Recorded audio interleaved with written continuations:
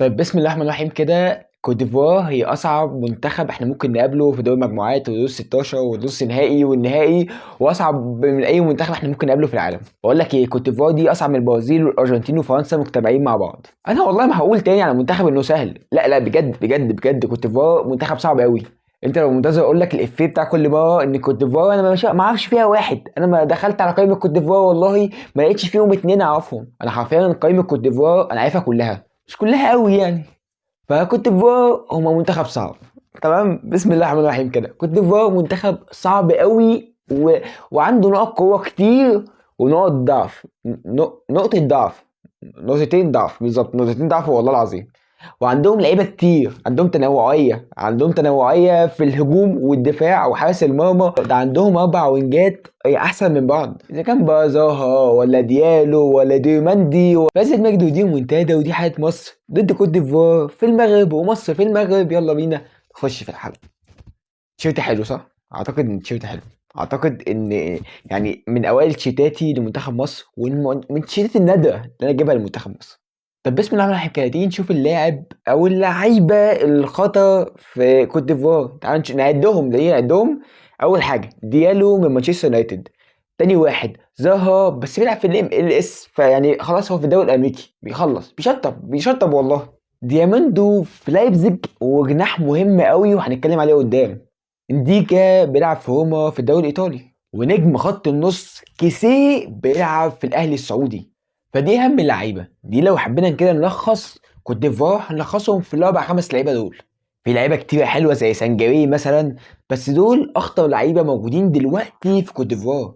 دلوقتي دول اللعيبه اللي بيعتمدوا عليهم، دول اللعيبه مركز الخطوره في كوت ديفوار. طيب هل المنتخب الكبير والمنتخب القوي ومنتخب العضلات والقوه والبدنيه والسرعه والمهاره والحاجات اللي هنتكلم عليها قدام دي كلها، هل ما عندهمش نقطه ضعف؟ لا، اكيد عندهم نقطتين ضعف، وعندهم نقطتين ضعف، واولهم الباكات. اول يعني الاطراف بتاعتهم، الاطراف حرفيا عندهم مشكله في اتنين، او الباكين عندهم اليمين والشمال. كونان ودوي الاتنين حرفيا كارثه. الاتنين حرفيا ما اعتمدش عليهم يلعبوا معايا حجز خماسي. الاتنين حرفيا عندهم كميه سرحان. حاجه فتوح، شفت فتوح في اللي احنا اتكلمنا عليها بتاع الخيل حاجه زي فتوح بالظبط يعني. فانت يا معلم والله عندك كارثه، كارثه. انت خلصت خلاص، الاطراف بتاعتك خلصت، انت محتاج بقى صلاح ومرموش يبداوا يلعبوا بجد، لان انت دلوقتي قدام اطراف ميته. فانت لو عندك نقطه قوه وحيده ممكن تقدر تستغلها، استغلها من ناحيه صلاح ومرموش. ومش محتاج خالص العب بخمسة تلاتة اتنين يا كابتن، والله محتاج العب باطراف، محتاج العب بوينجات. انا محتاج العب وينجات دلوقتي. طيب هتقول لي يا عم زياد ما انت قلت في نقطتين، اول نقطه الاطراف، تاني نقطه ايه بقى؟ تاني نقطه والله المساحات بين الخطوط.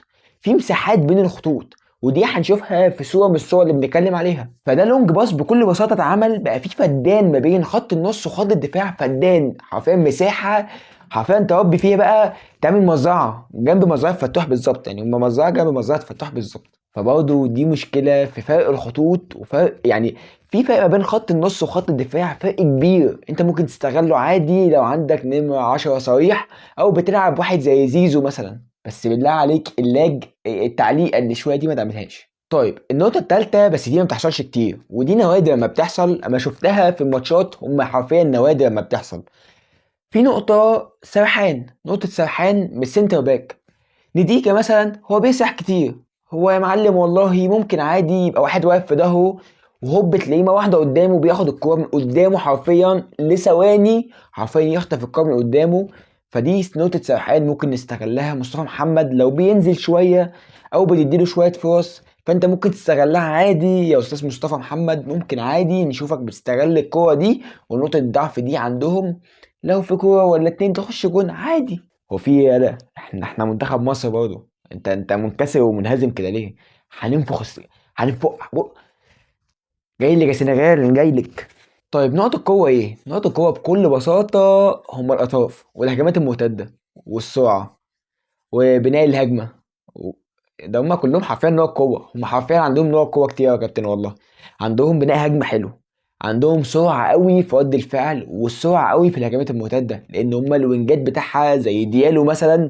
هو حرفيا نجم البطولة، هو عامل أداء خرافي. هو حرفيا بيثبت ليونايتد وللعالم ان انا موجود. حرفيا قدم اداء خرافي من ساعه ما بدانا البطوله. فانت لو مسكت ديالو ومسكت الناحيه التانيه ديوميندي، فيا معلم والله مسكت خطوره قوي كبيره في فرقه زي كوتيفوار. فمحتاج هنا ان نلعب بخمسه ورا. انا محتاج العب بخمسه ورا عشان يبقى في زياده عدديه ورا، لان حرفيا في واحد لازم يغطي ورا فتوح، لان خلاص فتوح بنسبه كبيره هو اللي مكمل معانا لحد اخر البطوله لو كملنا ان شاء الله. والناحيه التانيه حد يغطي ورا هاني، لان هاني برضو عنده ديوميندي، وديوميندي قوي قوي وسريع قوي وخطير قوي قوي قوي. في حته السرعه وحته الهجمات المرتده انت المفروض تبقى محضر لها مره واتنين وتلاته، لان دي نقطه خطورتهم. بس عندهم نقط من نقط الضعف اللي نسيت اقولها، ان انت بكل بساطه عندهم مشكله في تحويل الهجمات دي لجوان. تعالى كده بص بكل بساطه هتلاقيه عندهم احصائيه هي شدتني قوي. هو والله هم رايحين بهجمات كتير قوي، رايحين يعني باكتر من 30 او 40 هجمه على الجون، خلصوا منها 11 بس. 11% بس كان هجمات منتهيه، يعني هجمات بجوان. 11% بس من الهجمات اللي راحوها كانت بجوان. فهم عندهم مشكله في الفينش.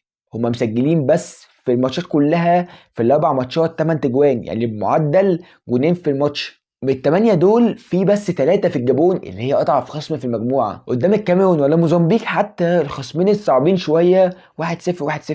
فهم ما بيعرفوش يخلصوا كتير قدام الجون. هم هيروحوا، خلينا متفقين إن هم هيروحوا، بس هيخلصوا، دي النقطة. بس كان جامعة مصر وكوت ديفوار في المغرب.